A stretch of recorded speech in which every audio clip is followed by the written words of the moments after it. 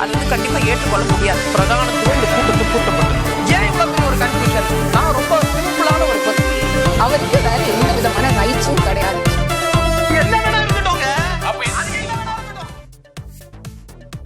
வணக்கம். நேர்பட பேசு நிகழ்ச்சிக்கு வரவேற்கிறோம்.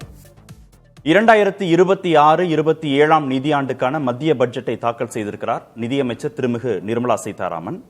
ஒட்டுமொத்த நாட்டின் வளர்ச்சிக்கான பட்ஜெட் இது என்று பிரதமர் திரு நரேந்திர மோடி புகழாரம் சூட்டியிருக்கிறார். தேர்தல் ஆண்டில் கூட தமிழ்நாட்டை ஏமாற்றிவிட்டது மோடி அரசு என்று முதல்வர் திரு ஸ்டாலின் விமர்சனம் செய்திருக்கிறார். இதான் இன்றைய நேர்பட பேசுவின் பேசுபொருள். பட்ஜெட் 2026 தேர்தல் ஆண்டில் தமிழ்நாட்டுக்கு கிடைத்தது என்ன என்ற தலைப்பில் பேச இருக்கிறோம். திமுகவிலிருந்து நாடாளுமன்ற உறுப்பினர் திரு கலாநிதி வீராசாமி பங்கேற்றிருக்கிறார். பாஜகவிலிருந்து ஓய்வு பெற்ற IAS அதிகாரி திரு ராஜகோபால் பங்கேற்றிருக்கிறார். அதிமுகவிலிருந்து திரு ஜவஹர் அலி இருக்கிறார். காங்கிரஸ் கட்சியிலிருந்து திரு அலீம் அல் புகாரி பங்கேற்றிருக்கிறார். வணக்கம் விருந்தினர்கள் அனைவருக்கும். திரு ராஜகோபால், தேர்தல் ஆண்டில் கூட தமிழ்நாட்டுக்கென்று பிரத்யேகமான சிறப்பு அறிவிப்புகள் ஏதும் இல்லை, ஏமாற்றிவிட்டது மத்திய அரசு அப்படின்னு முதல்வர் விமர்சனம் செய்திருக்கிறார். வழக்கமா திருக்குறள் இடம்பெறும், திருக்குறள் கூட இல்லை அப்படின்னு சொல்லியிருக்கிறாங்க. திருக்குறள் நெஞ்சில் இருக்கு, உதடல இல்லை. இந்த அரசுக்கு எல்லாம் உதடல தான் இருக்கு, வாழ்க்கையில் கிடையாது. அதனால நாங்கள் சொல்றது, இந்த பட்ஜெட்டை பொறுத்த வரைக்கும் தமிழ்நாட்டுக்கு நிறைய செஞ்சுருக்காங்க. முதலமைச்சர் அவருடைய பதவி பெரிய உயர்ந்த பதவி, ஆனாலும் தவறான கருத்துக்களை கூறியிருக்கின்றார். முக்கியமாக தமிழ்நாட்டை எடுத்து பார்த்தீங்கன்னா இது இரண்டு விதமாக பார்க்குறேன். ஒன்று வந்து நாட்டுக்கு என்ன செஞ்சுருக்காங்கன்றது நான் தனியாக சொல்கிறேன். பட் முக்கியமாக முதல்ல தொடங்கும் பொழுது தமிழ்நாட்டுக்கு என்ன செஞ்சுருக்காங்கன்னு சொல்லும் பொழுது, semiconductor mission Tamil Nadu, artificial intelligence mission Tamil Nadu. இப்போ எப்படி தமிழ்நாடுனா என்ஜினியர்ஸ் இங்கே தான் இருக்காங்க, சாஃப்ட்வேர் இங்கே தான் இருக்குது. யார் இதை அட்வான்டேஜ் எடுக்க முடியும்? தமிழ்நாடு தான் எடுக்க முடியும். ஆகவே இது வந்து பீகாரோ உத்தரப்பிரதேஷோ இல்லை ராஜஸ்தானோ இந்த இதுக்கெல்லாம் அந்த வாய்ப்புகளெல்லாம் அவங்க பயன்படுத்திக்க முடியாது. எல்லாம் பாஜக ஆளும் மாநிலங்கள், அதெல்லாம் பாஜக ஆளுமானி. ஆனால் அங்கெல்லாம் அதை பயன்படுத்திக்க முடியாது. ஆகவே தமிழ்நாட்டுக்கு இதில் ஒரு பெரிய அட்வான்டேஜ் வந்து வாய்ப்புகள் இருக்குது. இந்த வாய்ப்புகளை நம்ம நல்லா பயன்படுத்திக்கணும். அதுதான் தமிழ்நாடு நிச்சயமாக பண்ணும். எப்போவுமே தமிழ்நாடு வந்து அந்த ஒரு ப்ராக்ரெசிவ் ஸ்டேட்டுன்ற முறையில் எந்த வாய்ப்புகள் கொடுக்கப்பட்டாலும், எந்த நிதி உதவி வழங்கப்பட்டாலும் அதை உடனடியாக அந்த வாய்ப்பை பயன்படுத்திக் கொள்வது தமிழ்நாடு. ரேர் எர்த்ஸ் அதுவும் தமிழ்நாடும் கேரளாவும். நம்மக்கிட்ட இருக்கிற இந்த தோரியம் மோனசைட் இருக்கிற அந்த சாண்ட்ஸ் வந்து தமிழ்நாடுலையும் கேரளாவில் தான் இருக்குது. அந்த ரேர் எர்த்ஸ் அதுக்கு வந்து சப்போர்ட்டுக்கு அவங்க ஒரு ஸ்கீம் அனௌன்ஸ் பண்ணியிருக்காங்க. அது மட்டும் இல்லாமல் small industries and medium industries அது எங்கே அதிகமாக இருக்குன்னா தமிழ்நாட்டில் தான். மற்ற இடத்துலலாம் இண்டஸ்ட்ரியல் க்ரோத் இருக்குதுன்னு சொல்கிறாங்க. ஆனால் இண்டஸ்ட்ரியல் க்ரோத் எப்படிப்பட்ட க்ரோத்தாக இருக்குன்னா அங்கெல்லாம் பெரிய தொழிற்சாலைகள். தமிழ்நாட்டில் தான் உங்களுக்கு வந்து சிறு குறு தொழிற்சாலைகள் அதிகமாக இருக்குது. ஆகவே அதில் ஒரு சப்போர்ட் வரும்பொழுது நிச்சயமாக தமிழ்நாட்டுக்கு கொடுக்குற சப்போர்ட் இல்லை. திமுக அரசு தமிழ்நாட்டை சிறப்பாக ஆண்டு கொண்டிருக்கிற சர்டிஃபிகேட் கொடுக்குற மாதிரி இருக்கு, பரவாயில்லையா? திமுக அரசு நிறைய பொறியாளர்கள் இருக்கிறாங்க, நிறைய சிறு குறு தொழில்கள் இருக்கு, எல்லாம் நல்லா நடந்துட்டு இருக்கு, கன்ஸ்ட்ரக்டிவான ஸ்டேட் அப்படின்னு சர்டிஃபிகேட் கொடுக்குற மாதிரி அப்படி சொல்ல முடியாது. அதாவது சிறு குறு தொழிற்சாலைன்றது வந்து ஓராண்டுலையோ 2 ஆண்டுகளையோ 5 ஆண்டுகளையோ வரக்கூடியது இல்லை. தொன்று தொட்டு உங்களுக்கு சுதந்திரத்துக்கு பிறகு பல ஆண்டுகளாக அது வளர்ந்து வந்திருக்கிறது. அது தமிழர்களுடைய அவங்களுடைய சாதனைன்னு நீங்க சொல்லலாம். கட்சிகளுக்கு இதுக்கு சம்பந்தம் கிடையாது. ஏன்னா ஒரு தொழிற்சாலையை தொடங்குவது, அந்த தொழிற்சாலை அந்த முனைவை அவரு தான் தொடங்குறாரு. பட்ஜெட்டை யார் போட்டது? பாஜக அரசு போட்டுச்சா, மத்திய அரசு போட்டுச்சு தானா? பாஜக எந்த பட்ஜெட் போடக்கூடிய பாஜக அரசு போட்டுச்சுன்னு சொல்லணுமா, இல்ல மத்திய அரசுன்னு கவர்மெண்ட்டுக்கு அந்த கிரெடிட்டை கொடுத்துடலாம்? மத்திய அரசு தான் பட்ஜெட்டை போடுறது. மத்திய அரசு தான். அதுல வந்து பாரதிய ஜனதா கட்சிக்குன்னு கிடையாது. இப்போ ஒரு முக்கியமான பாயிண்ட் நம்ம கான்ஸ்டிடியூஷன்ல என்ன பார்க்கணும்னா, ஸ்டேட்ஸுக்குன்னு சொல்லி கொடுக்கறது ஃபைனான்ஸ் கமிஷன்ல இப்படி கொடுக்கணுன்றது அவங்க அலோகேஷன் போடுவாங்க. ஆனால் வாய்ப்புகளை உருவாக்குறது தான் பட்ஜெட். அந்த வாய்ப்புகளை இப்போ தமிழ்நாட்டுக்கு அதிகமாக உருவாக்கி கொடுத்துருக்காங்க. பயன்படுத்திக்கிறது தமிழ்நாட்டின் பொறுப்பு. சிலது வந்து நேரடியாகவும் கொடுத்துருக்காங்க. இப்போ வந்து புல்லட் ட்ரெயின் காரிடார்ஸ், இந்த ஹை ஸ்பீட் ட்ரெயின் காரிடார் இருக்குன்னா, இப்போ சென்னை டு பெங்களூர், சென்னை டு ஹைதராபாத் வரும்னா, அதில் உங்களுக்கு வந்து அதிகமாக இந்த தமிழ்நாட்டுக்கும் பெங்களூருக்கும் இடையேயான அந்த டிராஃபிக் அதிகப்படும். அதே மாதிரி தமிழ்நாட்டுக்கும் ஹைதராபாத்துக்கும் இருக்கிற டிராஃபிக் அதிகப்படும். அதே மாதிரி ஹைதராபாத்துக்கும் நார்த் இந்தியாவுக்கு இருக்கிற டிராஃபிக் இருக்கும். அது தமிழ்நாடு நார்த் இந்தியாவோட அதிகமாக கனெக்ட் ஆகப்படும். அப்படி பார்க்கும்போது உங்களுக்கு தமிழ்நாட்டுக்கு பல உதவிகள், பல நலன்கள், பல வாய்ப்புகள் வழங்கப்பட்டுள்ளன. முதல்வருடைய இந்த ஸ்டேட்மெண்ட் இருக்குல்ல, தேர்தல் ஆண்டில் கூட தமிழ்நாட்டை ஏமாற்றி விட்டது மோடி அரசுன்னு, அது அரசியல் அடர்த்தி கொண்ட ஸ்டேட்மெண்ட்டாக பார்க்கணும். என்னன்னா, இந்த முறை என்டிஏ வெர்சஸ் மதச்சார்பற்ற முற்போக்கு கூட்டணி அப்படின்னு இல்லை, இந்த எலெக்ஷன் அப்படியாக இல்லை, என்டிஏ வெர்சஸ் தமிழ்நாடு அப்படின்னு அவங்க ஒரு நரேட்டிவை திமுகவும் திமுக கூட்டணி கட்சிகளும் கட்டமைக்கிறாங்க. முதல்வர் அந்த தொடக்கத்தை பண்ணியிருக்கார். இப்ப தமிழ்நாட்டை ஏமாற்றி விட்டது மோடி அரசு, தமிழ்நாட்டுக்கு ஒன்றும் செய்யல பாஜக அரசு, தமிழ்நாட்டுக்கு ஒன்றும் செய்யல மத்திய அரசுன்னு ஒரு நரேட்டிவை கன்ஸ்ட்ரக்ட் பண்ணும்போது அது பெரும் பாதிப்பை ஏற்படுத்தாதா இந்த தேர்தலில் பாஜகவுக்கோ அதிமுக பாஜக கூட்டணிக்கோ? இல்லை, அந்த நரேட்டிவ் வந்து எடுபட போவதில்லை. ஏன்னா மக்களுக்கு தெரியும் தமிழ்நாட்டுக்கு எதிராக பாரதிய ஜனதா கட்சி செயல்படுவது கிடையாது. நீங்க எந்த கோட்பாடுகளின் அடிப்படையில் ஒரு நிதி ஆதாரங்கள் வழங்கப்படுகின்றன என்பது உங்களுக்கு தெளிவாக இருக்கு. அந்த கோட்பாடுகளை நாம மீறி இருக்கோமா? மீறல. நீங்க கோட்பாடுகளை மாற்றணுமா? மாற்றலாம். அதுக்கான நீங்க வந்து ஒரு கோரிக்கையை கொடுங்க. அந்த கோரிக்கைக்கு பரிசீலனைக்காக ஒரு சில மாத காலம் ஆகலாம். ஆனா நிச்சயமாக நியாயமான கோரிக்கைகள் அனைத்தும் ஏற்றுக்கொள்ளப்படும். கேட்டிருக்காங்களே, விடுவிக்கப்படாமல் நிறுத்தி வைக்கப்பட்டுள்ள மாணவர்களின் படிப்புக்கான 3548 கோடி ரூபாய் கல்வி நிதி, கோவை மதுரை மெட்ரோ ரயில், தமிழ்நாடு சிறப்பாக செயல்படுத்தி வரும் ஜல்ஜீவன் திட்டத்திற்கான 3112 கோடி ரூபாய் நிதி, மாநில அரசுக்கான பகிர்வு 41%-லிருந்து 50% உயர்த்தணும், அந்த கோரிக்கையை நீங்க செய்யுங்க, நிதி பகிர்வை செய்யுங்க, எய்ம்ஸ் வந்து குறிப்பிட்ட காலத்திற்குள்ளாக முடிங்க அப்படின்னு சில கோரிக்கைகளை வச்சிருக்கிறாங்க. அதுக்கான ஒதுக்கீடுகளும் இல்லைங்கிறதா முதலுடைய விமர்சனமாகவும் இருக்கு. இதுக்கான ஒதுக்கீடுகளை வந்து நீங்க அந்தந்த திட்டங்களுக்கு கீழே இருக்கு. அந்த திட்டங்களுக்கு கீழே அந்தந்த மினிஸ்ட்ரிஸ் வந்து அவங்க வந்து கொடுப்பாங்க. அதுக்கு தனியாக நீங்க ப்ரொபோசல் அனுப்பிச்சு அந்த மினிஸ்ட்ரியோட தொடர்பு கொள்ளணுமே தவிர அதுக்கும் பட்ஜெட்ல நீங்க அவங்க உங்க பேரை சொல்லியிருக்காங்களா, உங்களுக்கு இவ்வளவு பணம் கொடுக்குறேன்னு சொல்லியிருக்காங்களா, அது சொல்ல மாட்டாங்க. ஓகே, ஏன்னா ஒவ்வொரு மாநிலத்துக்கும் எவ்வளவு பணம் கொடுக்க போறாங்கன்றது பட்ஜெட்ல சொல்ல மாட்டாங்க. பீகாருக்கும் ஆந்திராவுக்கும் அறிவிச்ச மாதிரி எதுவும் பிரத்யேகமா எதிர்பார்க்கறாங்க போல இருக்கு. அப்படி ஒரு வித்தியாசமான சூழ்நிலை என்ன இருந்ததுன்னா, பீகார் வந்து இந்தியாவிலேயே இருக்கிற the poorest state Bihar, most backward state.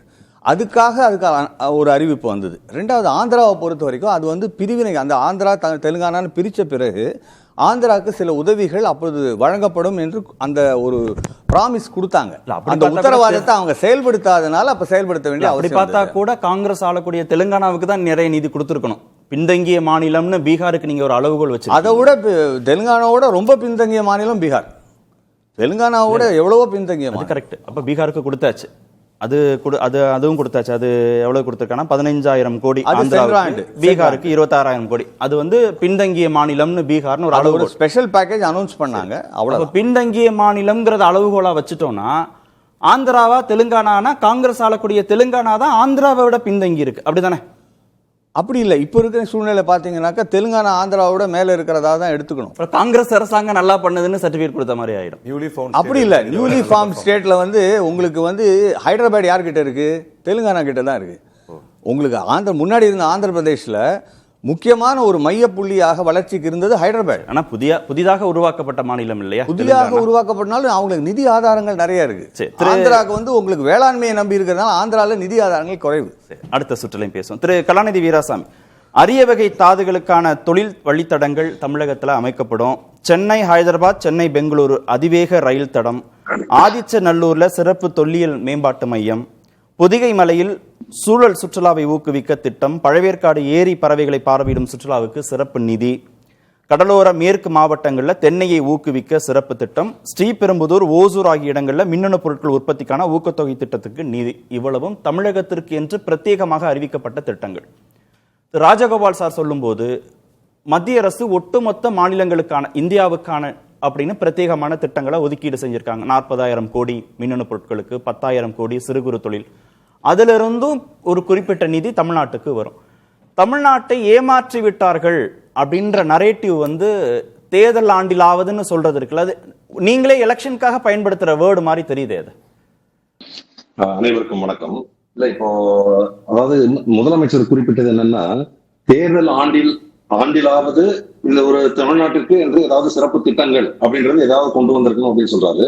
இப்ப நண்பர் ராஜகோபால் சொன்னப்போ கூட சொன்னாரு, அதாவது இது மாதிரி இன்ஜினியரிங் நிறைய இங்க இருக்கு, இது மாதிரி தொழில் வளம் இங்க நிறைய இருக்கு, சிறு குறு தொழில்கள், இதெல்லாம் சொல்றாருன்னா நீங்க சொன்ன மாதிரி அவர் வந்து இந்த ஆட்சிக்கு இல்ல, கடந்த 50 ஆண்டுகளாக இருக்கும் திராவிட ஆட்சிகள், குறிப்பாக திராவிட முன்னேற்ற கழகம் சிறப்பாக செயல்பட்டுக் கொண்டிருக்கிறது. அதாவது அந்த பள்ளி கல்வித்துறை ஆகட்டும், இல்லது higher education cross enrolment ratio ஆகட்டும், அதே போல சிறு குறு தொழில்களை ஊக்குவிப்பதாகட்டும், இதை போன்ற இதெல்லாம் நிறைய ஊக்குவிக்கிறாங்க. இல்ல பாஜக இருக்கிற கூட்டணி கட்சியான அதிமுகவுக்கு அந்த கிரெடிட்டை கொடுக்கிறாரு திரு ராஜு.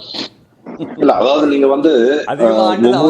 ஒவ்வொரு காலகட்டத்திலும் இருந்த ஆட்சியாளர்கள், நாங்க எப்பயுமே நாங்க மட்டும்தான் பண்ணோம் அப்படின்றது ஒரு அரசாங்கத்தை நாங்கள் எப்படியுமே சொல்ல போறதில்லை. தமிழ்நாட்டின் வளர்ச்சி அப்படின்றது நீங்க பாத்தீங்கன்னா காமராஜர் காலத்துல இருந்தே, அப்பொழுதே பள்ளிக்கூடங்கள் அப்படின்றது கட்டப்பட்டிருக்கு. அது தொடர்ந்து இந்த ஆட்சிகள் அனைத்துமே செய்திருக்கின்றன. இன்று சுதந்திரம் எல்லாருக்கும் ஒன்னாதான் கிடைச்சது. இது ஏன் தென் மாநிலங்கள் இந்த அளவுக்கு ஒரு முக்கியத்துவம் கொடுத்து செய்திருக்கிறார்கள்? இப்போ அவரே சொல்றாரு, பீகார் யூபில எல்லாம் இன்ஜினியரிங் காலேஜ் இல்ல, படிப்பறிவு இல்ல, சிறு குறு தொழில்கள் செய்வதற்கான அந்த இது இல்ல அப்படின்னா அது ஏன் அப்படி வந்தது? இது எல்லாமே தேசிய கட்சிகள் ஆண்டு கொண்டு இருந்த இதுதானே இதெல்லாம்.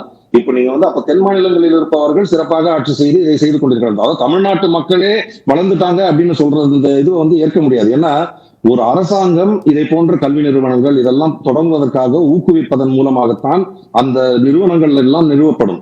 நீங்க தனி மக்கள் அப்படின்றது அப்படியே ஆரம்பிச்சு வந்துடாது. நீங்க பாத்தீங்கன்னா இப்போ அது இன்ஜினியரிங் காலேஜ் ஆகட்டும், இல்லாட்டி மெடிக்கல் காலேஜ் ஆகட்டும், நீங்க ஒவ்வொரு மாவட்டத்துக்கும் ஒரு அரசு மருத்துவக் கல்லூரி, மருத்துவமனை அப்படின்றது தமிழ்நாட்டுல நம்ம சிறப்பாக செஞ்சுட்டு இருக்கோம்.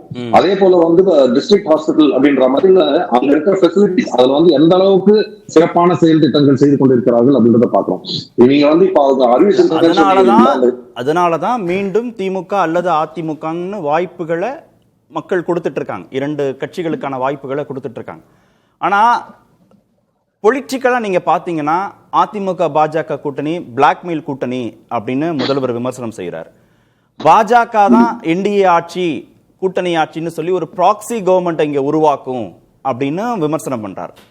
இது NDA versus Tamil Nadu, NDA versus மதச்சார்பற்ற முற்போக்கு கூட்டணி இல்ல அப்படின்னு சொல்லிட்டு இப்ப நீட்சியா பாஜக ஒண்ணுமே பண்ணல தமிழ்நாட்டுக்குன்னு சொல்றது இருக்குல்ல, இது அவங்களை பலவீனப்படுத்துவதற்கான ஒரு பொலிட்டிக்கல் ஸ்டேட்மெண்ட் தானே. பாஜகவை பலவீனப்படுத்தி அதன் மூலமாக அதிமுக பாஜக கூட்டணியை பலவீனப்படுத்துற ஒரு பொலிட்டிக்கல் ஸ்டேட்மெண்ட் தானே இது. இல்ல, இப்போ நீங்க சொல்றீங்க இல்லைங்களா, எங்க முதலமைச்சர் இது பாஜக அதிமுக அந்த கூட்டணி அப்படின்றது கிடையாது, என்டிஏ கூட்டணின்றது கிடையாது, அது பாஜக தான் அப்படின்றது. அது எங்கள் முதலமைச்சர் சொல்லவில்லை. இப்ப நீங்க அமித்ஷா பிரதமர் வேட்பாளர் யார் அப்படின்ற ஒரு கேள்விக்கு இதுவரைக்கும் பதில் சொன்னதே கிடையாது. நீங்க அதிமுக இருக்கிறவங்க சொல்லிக்கலாம் நாங்க தான் முதலமைச்சர் வேட்பாளர் அப்படின்றது. ஆனா நீங்க பிஜேபியில இருக்கிறவங்களை கேட்டீங்க அப்படின்னா இது பிஜேபி ஆட்சியாகத்தான் இருக்கும் அப்படின்னு சொல்றாங்க. இது நாங்கள் சொல்பவர் தான் முதலமைச்சர் ஆவார் அப்படின்னு சொல்றாங்க. ஆனா இப்போ நீங்க தேர்தலுக்கு முன்னாடியே நீங்க சொல்றதுக்கு நீங்க தயங்குறீங்க. அதாவது எடப்பாடியை முதலமைச்சராக அறிவிப்பதற்கு பாஜகவில் இருக்கும் மூத்த தலைவர்கள் யாருமே ஒப்புக்கொள்வதில்லை. நயினார் நாகேந்திரன் போன்று இந்த மாநிலத்தில் இருக்கிறவங்க மட்டும்தான் சொல்றாங்களே தவிர, அப்ப என்ன புரியுது நமக்கு? இங்க ஒரு முடிவு எடுக்க வேண்டும் என்றால் தமிழ்நாட்டில் டெல்லியில் இருந்துதான் முடிவு வரும். இதுதான் 1967 வரைக்கும் நடந்து கொண்டிருந்தது. அது மாதிரி நடக்கக்கூடாது, இந்த மண்ணில் இருப்பவர்கள் தான் இந்த முடிவுகளை எடுக்க வேண்டும் அப்படின்றதுக்காக தான் திராவிட கட்சிகள் தொடர்ந்து வெற்றி பெற்றுக் கொண்டிருக்கு. ஆனால் இதுவரைக்கும் திமுக தமிழ்நாட்டை புறக்கணிக்கிறாங்கன்றத மீண்டும் மீண்டும் நரேட்டிவா செட் பண்றீங்க. தமிழ்நாடுன்னு ஒரு புது நரேட்டிவை இந்த எலெக்ஷனுக்கு செட் பண்றீங்க. அதுக்கு பாஜக எதிரா இருக்கு, தமிழ்நாட்டின் வளர்ச்சிக்கு எதிரா இருக்குன்னு ஏன் ஒரு நரேட்டிவை செட் பண்றீங்க? இல்லையே, இப்ப அது பாஜக தான் சொல்லிக்கிட்டு இருக்காங்க. நாங்க கூட்டணியில் நாங்கள் அமைச்சர்களாக நாங்கள் பங்கு பெறுவோம், இதையெல்லாம் அவர்கள் தான் சொல்லிக் கொண்டிருக்கிறார்கள். அதுக்கு ஒரு வலுவான எதிர்ப்பு அப்படின்றத யாருமே கொடுக்க மாட்டேங்கிறாங்களே. இப்போ அவர்கள் கூட்டணி இருக்காங்கன்னு சொல்லிட்டு இருக்காங்களே தவிர, அவங்க யாராவது அதிமுகவில் இருப்பவர் தான் முதலமைச்சர் ஆவார் அப்படின்றதுக்கான எந்த ஒரு உத்தரவாதமும் இல்லை. அவர்கள் பேசுறப்ப சொல்றது நாங்கள் சொல்பவர் தான் முதலமைச்சர் ஆவார் அப்படின்னு சொல்லிட்டு தான் சொல்றாங்களே தவிர அவர்கள் எடப்பாடியின் பெயரை சொல்லவில்லை. அப்படின்னா என்ன அர்த்தம்? இது கண்ட்ரோல் ஃப்ரம் டெல்லி அப்படின்றதுதான் ஆகும் இந்த கூட்டணி ஆட்சிக்கு வந்தால். இதைத்தான் நாங்கள் எதிர்த்து கொண்டிருக்கிறோம். இப்ப எம்ஜிஆர் இருந்தப்போ சரி, ஜெயலலிதா இருந்தப்போ சரி, ஆளுமைகள் அவர்கள் இருந்த பொழுது இந்த மாதிரி விஷயங்கள்லாம் நடக்குமா? அதாவது இப்போ இந்த கூட்டணி பற்றிய பேச்சுவார்த்தைகள் இப்படி நடக்குமா? அவர்கள் இப்ப நாங்க அதிமுக தான் இந்த கூட்டணியின் தலைமை, நாங்கள் சொல்வதைத்தான் இந்த கூட்டணி செய்ய வேண்டும் அப்படின்னு தான் சொல்லுவாங்களே தவிர, இவங்க போய் ஒரு வாட்டியும் போய் பர்மிஷனை போயிட்டு, இப்ப ஜெயலலிதாவோ எம்ஜிஆரோ இருந்தா கூட்டணிக்கு அவங்க இருந்து யாரும் தலைவரா இருந்தாலும் இங்க அவர் வரவேற்றிருக்காரு சார். திரு எடப்பாடி பழனிசாமி இந்த பட்ஜெட்டை வரவேற்றிருக்கிறார். கூட்டணி கட்சியான பாஜக போட்ட பட்ஜெட்டை, மத்திய அரசு போட்ட பட்ஜெட்டை வரவேற்றிருக்கிறார். அவங்களுக்குள்ள ஒரு ஒற்றுமை தான் இருக்கு. இல்ல வரவேற்றிருக்காங்கன்னா அவருக்கு வந்து எதிர்த்து சொல்வதற்கான ஒரு அந்த தைரியம் கூட அவருக்கு இருக்கக்கூடாது அப்படின்றதுதான் பாஜகவின் எண்ணம். இதை இப்போ வந்து டிடிவி சொல்லியிருக்காரு இல்லையா, இந்த பட்ஜெட் வந்து எங்களுக்கு ஒரு ஏமாற்றத்தை தந்திருக்கிறது அப்படின்றத அவர் சொல்லியிருக்காரு இல்லையா, அந்த கூட்டணியில் இருக்கிறவர் தானே அவரு. இப்ப டிடிவி அதை சொல்றாரு அப்படின்னா அவரு தைரியமா சொல்றாரு. அவரு ஏதாவது நான் கூட்டணியில இருக்கேன் அதுக்காக நான் வந்து ஒரு விமர்சனத்தை கூட வைக்க மாட்டேன் அப்படின்றத வந்து அவர் சொல்லல. அதிமுக இதை மட்டுமா செஞ்சாங்க, வேளாண் சட்டங்களுக்கு எல்லாம் ஆதரவு அப்படின்னு சொன்னாங்க. அதே மாதிரி இந்த இது இஸ்லாமியர்களுக்கு எதிரான அந்த சட்டங்களுக்கு அவர் வந்து ஆதரவு தெரிவிச்சு அதை கொண்டு வந்தாங்க. அதற்கு பிறகு அந்த அவங்களோட முடிச்சுக்கிட்டு வந்துட்டு இதுக்கு மேல எங்களுக்கு பிஜேபியுடன் ஒட்டும் இல்லை உறவும் இல்லை அப்படின்னு சொல்லிட்டு ஒரு இஸ்லாமிய கூட்டமைப்பிலேயே போய் பேசுறாரு. அதற்கு பிறகு ஒரு சில மாதங்களிலே திருப்பி போய் பிஜேபி வந்து கூப்பிடுறாங்கன்னு சொல்லி டெல்லிக்கு போயிட்டு அங்க வந்து முகத்தை மூடிக்கொண்டு திருட்டுத்தனமாக போனது போல ஒரு 3-4 காரெல்லாம் மாறி போய் அதற்கு பிறகு ஒரு கூட்டணி அப்படின்றத வந்து அமைச்சிருக்காங்கன்னு சொல்றாரு. இது அதாவது ஒரு தைரியமாக ஒரு முடிவை எடுக்க முடியாத ஒரு தலைவர் அவர் வந்து எப்படி ஒரு விமர்சித்து, அதுவும் இல்ல ஒரு ஆட்சியில் இருக்கும் ஒன்றியத்தில் ஆட்சியில் இருக்கும் ஒரு அரசாங்கம், அதுவும் இல்லாம இவங்க எந்த அளவுக்கு இவங்க வந்து கூட்டணி அதெல்லாம் பார்க்க மாட்டாங்க. அவங்க வந்து உங்களை பழி வாங்க வேண்டும் என்றால் இப்ப திமுக இருக்கிற அமைச்சர்கள் மீது எல்லாம் எப்படி வந்து இடி சிபிஐ அப்படின்றதெல்லாம் வச்சு அவர்கள் இம்சை பண்றாங்களோ அதே மாதிரி வந்து அதிமுகவில் இருப்பவர்களே செய்ய முடியும். அதை செய்யக்கூடாது என்பதற்காகத்தான் அவர் வந்து அதை கொடுக்கிறார். இப்ப நீங்க சொல்றீங்க இல்லீங்களா, இது மாதிரி இவ்வளவு திட்டங்கள் சொன்னீங்க நீங்க, கனிம வள திட்டங்கள், ஓசூர்ல இந்த திட்டம், அதெல்லாம் இப்ப வந்து எய்ம்ஸ் மருத்துவமனை தமிழ்நாட்டுக்கு முன்பாக பிரத்யேகமானது. சார் நான் பேசி முடிச்சிடுறேன் சார், அதுக்கப்புறம் தாராளமா நீங்க பேசுங்க சார். எய்ம்ஸ் மருத்துவமனை அப்படின்றது 2015 வந்து அறிவிக்கப்பட்டு அதற்கு பிறகு ஒப்புதல் வந்து 2017 அது ஒப்புதல் கொடுத்து ஒரே நேரத்தில் கொடுத்த மற்ற எல்லா எய்ம்ஸ் காலேஜும் வந்துருச்சு. இப்ப அங்க படிக்கிற மாணவர்கள் வந்து 2027 வந்து அங்கிருந்து ஃபர்ஸ்ட் பேட்ச் ஆஃப் ஸ்டூடெண்ட்ஸ் வெளியில வர போறாங்க. இப்ப இருக்கிற நிலைமை என்னன்னா இன்னும் ஒரு 2 வருஷத்துக்கு வந்து அதை முடிக்க முடியாது அப்படின்ற நிலைமையில ஒரு பேட்ச் ஆஃப் ஸ்டூடெண்ட்ஸ் எய்ம்ஸ் மாணவர்களாக வெளியே வருவார்கள். சர்டிபிகேட்ல வந்து எங்க படிச்சீங்க அப்படின்னா எய்ம்ஸ் மதுரை அப்படின்னு போட்டு அங்க ராணாதத்துல படிச்ச அந்த மாணவ மாணவிகள் வெளியே வருவார்கள். அவர்கள் வந்து அந்த மருத்துவமனைக்குள்ள போகாமலே வந்து அந்த ஒரு சர்டிபிகேட்டோட வெளியில வர்றாங்க அப்படின்றது இந்த ஆட்சியில் செய்து கொண்டிருக்கும் அவலம், ஒன்றிய அரசாங்கத்தில் செய்து கொண்டிருப்பது. அவர்கள் வந்து மற்ற இடங்கள் எல்லாம் இதை செய்யறாங்க. இப்ப அறிவிச்சிருக்காங்க இல்லைங்களா ஹை ஸ்பீட் காரிடார், இது வர்றதுக்கு எவ்வளவு வருஷம் ஆகும் தெரியுங்களா? ஹை ஸ்பீட் காரிடார் அதுக்கான வேலை அப்படின்றது 15 வருடங்கள் ஆகும். 15 வருடங்கள். இப்ப எய்ம்ஸ் காலேஜ்லாம் வந்து 3 வருடத்தில் முடிக்க வேண்டியது, அந்த 3 வருஷத்துல முடிக்க வேண்டியதே வந்து 7வது வருஷமா 8வது வருஷமா போய்கிட்டு இருக்கு. நீங்க வந்து 15 வருஷம் இவங்க சொன்னாங்கன்னா அப்கோர்ஸ் இங்க ஆட்சியில் அவ்வளவு நாள்லாம் இருக்க போறது இல்லை, அது வேற விஷயம். ஆனால் 15 வருடம் ஒரு திட்டம் இருக்கு அப்படின்னா நீங்க இன்னிலிருந்து 15 வருஷம்ன்றது இவங்க ஆட்சியில இருந்தால் இவர்கள் வந்து அடுத்த 30 ஆண்டுகள் கூட அந்த திட்டத்தை இங்க சென்னை கொண்டு வர மாட்டாங்க. அவங்க வந்து அந்த பாம்பே வடக்கில் இருக்கும் அந்த மாநிலங்களுக்கு அதை மட்டும் கொண்டு வந்து அதோட முடிச்சுப்பாங்க அப்படின்றதான் என்னுடைய பார்வை. ஓகே திரு ஜவஹர், இது பாஜக மீதான விமர்சனமா மட்டும் இது போக போறது இல்ல, தேர்தல் ஆண்டுங்கிறதுனால அதிமுக பாஜக கூட்டணி தொடர்பான விமர்சனமாகவும் இது தேர்தல் காலங்கிறதுனால மாறுவதற்கான வாய்ப்பு இருக்கு. ஆனா திரு எடப்பாடி பழனிசாமி வரவேற்றிருக்கிறார். முதல்வர் எழுப்பி இருக்கக்கூடிய சில கேள்விகள் இருக்கு இல்லையா, அந்த கேள்விகள் எதிர்க்கட்சி தலைவருக்கு இல்லையா? முழுவதுமாக அவர் வரவேற்றிருக்கிறார். இல்லை, இந்த விவாதம் கட்டமைச்சது வந்து பட்ஜெட் பற்றிய விவாதம். இதை பற்றி பேசுகிறேன்டா நண்பர் வந்து எம்பி வந்து கூட்டணி அடிமை இதை கேட்டு கேட்டு புளிச்சு போச்சு சார். நீங்கள் விவாதத்தில் இந்த பட்ஜெட்டை பற்றி ஒரு நெரட்டிவ் செட் பண்ணுறீங்களா இல்லையா, லாபமா நஷ்டமா, பட்ஜெட் மக்களுக்கு சாதகமா பாதகமா, அதை பற்றி பேசினா கூட்டணி அதனால பேசலன்னு நீங்கள் ஐயோ என்னத்தை சொல்கிறது. சரி, தமிழ்நாடு இன்றைக்கு பல்வேறு துறைகளில் கல்வியில் வேலைவாய்ப்பில் முன்னணி மாநிலமாக இருக்குன்னா அதுக்கு அனைத்து இந்திய அண்ணா திராவிட முன்னேற்ற கழகம் 32 வருடங்கள் தமிழகத்தை ஆட்சி செய்து முன்னணி மாநிலமாக்கிய அந்த அடித்தளமிட்டது அதிமுக. அதாவது நாங்கள் வந்து மத்தியில் ஆளக்கூடிய எந்த ஆட்சியா இருந்தாலும் சரி, எங்களுடைய நிலைப்பாடு அண்ணா கொண்டுதான் மத்தியில் கூட்டாட்சி மாநிலத்தில் சுயாட்சி. மத்தியில் உள்ள ஆட்சியோட எல்லாத்துக்கும் எதிர்க்கணும், எல்லாத்தையும் ஆதரிக்கணும் இல்லை, எதிர்க்க வேண்டியதை எதிர்க்கணும், ஆதரிக்க வேண்டியதை அதை ஆதரிக்கணும், இணக்கமாக இருக்க வேண்டியது இறக்கமாக. அப்படி இருந்ததுனால தான் ஒரு வருஷத்துல 11 மருத்துவக் கல்லூரியில கொண்டு வந்தோம். ஒரே நாள்ல 63,000 கோடி ரூபாய்க்கு மெட்ரோ இந்தியாவிலே எங்குமே இல்லை. அந்த ஒப்புதலை வாங்கணும். அப்படிதான் இருந்தோம் நாங்க வந்து சும்மா எல்லாத்துக்கும் எதிர்த்து எல்லாத்தையும் இது பண்ணா தமிழ்நாடு வந்து இன்றைக்கு சொல்றாங்கள வளர்ச்சி பாதைக்கு போயிருக்கு. நாங்கள் அதற்காக அடித்தளத்தை விட்டு கட்டமைப்பை உருவாக்கணும். இந்த 4 வருஷத்துல நீங்க என்ன கட்டமைப்பை உருவாக்கி இருக்கீங்க, என்னன்னா கடனை தான் உருவாக்கி இருக்கீங்க. சரி, ஓகே, இந்த மேட்டருக்கு வந்துடலாம்.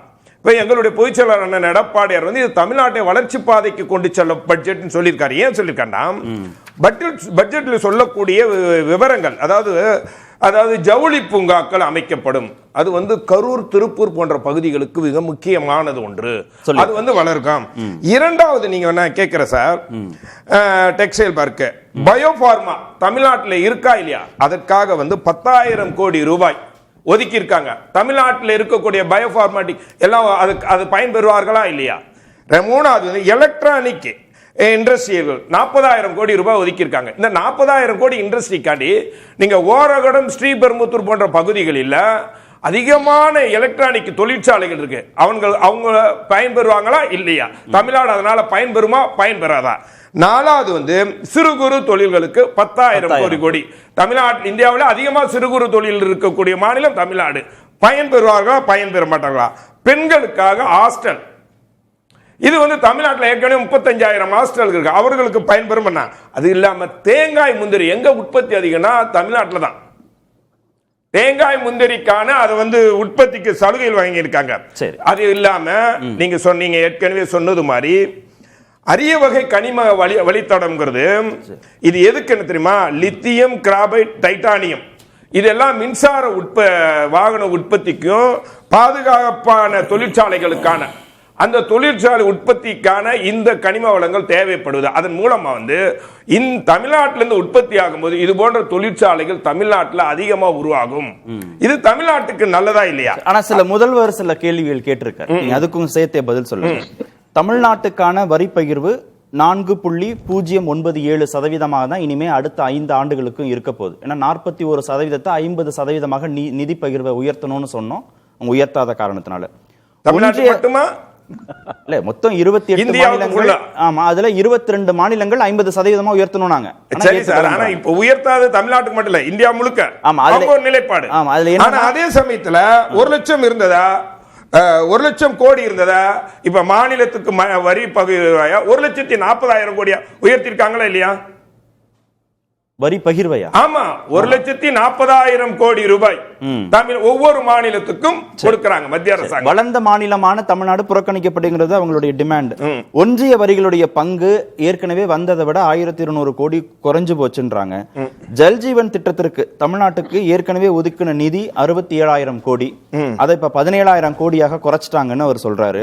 பிரதம மந்திரி சாலை மேம்பாட்டு திட்டத்திற்கு 19,000 கோடியா நிதி ஒதுக்கீடு பண்ணாங்க, அதை வந்து 11,000 கோடியா குறைச்சிட்டாங்க அப்படின்னு சொல்றாரு. அப்புறம் பிஎம் இன்டர்ன்ஷிப் ஸ்கீமுக்கு வந்து 10,831 கோடி ஏற்கனவே ஒதுக்கி இருந்தாங்க. ஆனா 526 கோடி ரூபாய் தான் நிதி இந்த ஆண்டு ஒதுக்கி இருக்கிறாங்க அப்படின்னா, அப்புறம் நாங்க மும்மொழி கொள்கை திட்டத்தை கடைபிடிக்காத காரணத்தினால அனைவருக்கும் கல்வி திட்டத்தில் வர வேண்டிய 3,548 கோடி ரூபாய் நிதி வரலன்னு பட்ஜெட்டுக்கு பிறகு வந்த முதல்வர் அறிக்கையில ஒவ்வொரு மாநிலத்திலும் ஒவ்வொரு பிரச்சனைகள் மத்திய அரசாங்கத்தோட இருக்கதான் செய்யும். எல்லா மாநிலங்களுக்கும் எல்லா நிதியும் கொடுக்கறது இல்ல. கடந்த கால காங்கிரஸ் ஆட்சி கொடுத்தாங்களா? நம்ம சுனாமி ஏற்பட்டும் போது கூட காங்கிரஸ் ஆட்சி கொடுக்கல சார். சென்னை வெள்ளம் ஏற்படும் போது கூட தமிழ்நாடு கேட்டதை 10% கொடுத்தாங்க சார். இதெல்லாம் இது ஏதோ நம்ம மத்திய அரசாங்கத்தோட நீங்க நம்ம தமிழ்நாட்டுக்கு இன்னும் சொல்ல போனா நிதி ஆயோக் கூட்டத்துல நம்மளுடைய அம்மா புரட்சி தலைவர் அம்மா அவர்களை அவமானப்படுத்திய சென்னை வெள்ளம் வந்து 2015 இல்ல 2005 வந்து ஒண்ணு, அதுக்கப்புறம் 2010 ஒரு சென்னை வெள்ளம் இருந்தது. இப்ப நீங்க சொல்ற வெள்ளம் எந்த வெள்ளம்? 2011 2005 சுனாமி காங்கிரஸ் ஆட்சி காலத்துல. ஆமா, காங்கிரஸ் ஆட்சி காலத்துல ஒரு சுனாமி ஏற்பட்டது. 2011 கடலூர் போன்ற இடங்கள்ல வந்து ஒரு பெரிய சீரழிவு. அதெல்லாம் நம்ம இயற்கை பேரிடருக்கு நீங்க சொல்றது. மற்ற மத்திய அரசுடைய திட்டங்கள், மத்திய அரசும் மாநில அரசும் சேர்ந்து செயல்படுத்தக்கூடிய திட்டங்கள் சார். அதான் சார் திட்டங்கள் இப்ப எடுத்துக்கிறோம். இப்ப அவர் சொல்லியிருக்காரு ஜல்ஜீவன் கொடுக்கல. கல்விக்கு பிரச்சனை வந்து மத்திய மாநில அரசுகள் கூட நீண்ட காலமா பிரச்சனையாவே இருந்துகிட்டு இருக்கு. நான் என்ன கேட்கிறேன், இப்ப எய்ம்ஸ் வந்து கட்டிக்கிட்டு இருக்காங்க. நம்ம நண்பர் சொன்னாரு எய்ம்ஸ் வந்து, நான் கூட நேரடியாக மதுரைக்கு போகும்போது தொப்பூர் போனமோ பார்த்தேன், பெரிய அளவில் கட்டிக்கிட்டு தான் இருக்கிறாங்க. கெட்டாத மாதிரி பணம் இதுக்காக பணம் எப்போ இது வந்து பணம் ஒதுக்குவதற்கான பட்ஜெட் இல்ல. பணம் என்ன எப்போ ஒதுவாக்கனா அது மாநில சார்பு, இது திட்டங்களுக்கான பட்ஜெட். எப்படின்னா நிதி ஆயோக் கூட்டத்தில் அதன் பிறகு ஒதுக்குவாங்க பணத்தை, அதற்கு பிறகுதான் ஒதுக்குவாங்க. அதனால அப்போ வந்து எய்ம்ஸுக்கு இந்த வருஷத்துக்கு எவ்வளவு ஒதுக்க போறாங்கன்னு அப்பதான் தெரிய போதும். நீங்க வந்து 7 ஆண்டுகளாக கட்டிட்டு இருக்காங்கன்னு விமர்சனம் பண்ண அதுக்கு இது என்ன அதிவேக ரயில் வழித்தடம் வந்திருக்கா இல்லையா? பெங்களூருக்கு ஹைதராபாத்திற்கு வந்திருக்கா இல்லையா? இது இல்லாம அதோட அரிய வகை நோய்களுக்கான மருந்துகள், அது ரொம்ப முக்கியமான புற்றுநோய்களுக்கான மருந்துகள் எல்லாம் வரி முழுமையா நீக்கி இருக்காங்களா இல்லையா? பழவேற்காடு ஏரியில் இது ஒரு பறவை காண்பது பிரத்யேக காட்சி மையம், பறவைகள் பார்ப்பது வச்சு கொண்டு வந்திருக்காங்களா? அதாவது கோழி வளர்ப்பு, இந்த மீன் வளர்ப்புக்கெல்லாம் ஊக்கம், இதெல்லாம் தமிழ்நாட்டை சார்ந்த தொழிற்சாலை. அப்போ ஒரு நிமிஷம், அடுத்த சுற்றுல வரேன், பேசுவோம். புகாரி சார், பாஜகவை தனிமைப்படுத்தும் முயற்சியா இது இருக்கா? ஒண்ணுமே செய்யல அப்படின்னு இவ்வளவு பேசினார்ல, ஏற்கனவே நானும் சொன்னேன், அவரும் சொல்றாருல. அவர்கள் திட்டமிட்டு தன்னை தனிமைப்படுத்திக் கொள்வார்கள் இந்த நேரத்தில். ஏன் அப்படின்னா, இன்னும் சில காலம் போய் எடப்பாடி பழனிசாமி பேசுவார், தேர்தல் பிரச்சாரமாக சொல்வார், இதுவே டபுள் என்ஜின் சர்க்காராக இருந்ததுன்னா இதெல்லாம் எங்களால் கொண்டு வர முடியும். இதை நான் எதை வச்சு சொல்கிறேன் அப்படின்னா, இந்த பட்ஜெட் அறிவிப்பதற்கு ஸ்பீச் ஸ்டார்ட் பண்ணுறதுக்கு முன்னாலேயே முதலமைச்சர் ஒரு ட்வீட் போடுறார், வழக்கம் போல ஆரம்பிக்கிற குரல் அப்படின்னு. மற்றதெல்லாம் கூட விட்டுருங்க, உண்மை அதுக்காக ஒரு சிஎம் ட்வீட்டை இந்த ஸ்டேட்லேருந்து வந்தவங்க பார்த்துருக்க மாட்டாங்கன்னு நினைக்கிறீங்களா? அட்லீஸ்ட் அந்த குரலையாவது சொல்லியிருக்கலாம்ல. இது ஒரு ஆணவ போக்கு. ஃபர்ஸ்ட் என்னன்னா, இது எல்லாவற்றையும் புறக்கணிக்கணும். என்னென்னலாம் இப்போ இவ்வளவு தூரம் பேசுறாங்க இல்லையா, தமிழ்நாடு சொல்லியிருக்காங்கன்னு வச்சுக்கோம், அப்ப என்ன விமர்சனம் வரும்? தமிழ்ங்கிறாங்க, திருக்குறள் மட்டும் சொல்றாங்க அப்படின்னு தானே விமர்சனம் வந்திருக்கும். எப்படி வேணாலும் விமர்சனத்தை, வெறும் திருக்குறளை சொல்லி மற்ற அத்தியாவசியங்களை இப்ப அடுத்து நான் சொல்ல போற அத்தியாவசியங்கள் தராம இருந்தா சொல்லுவாங்க.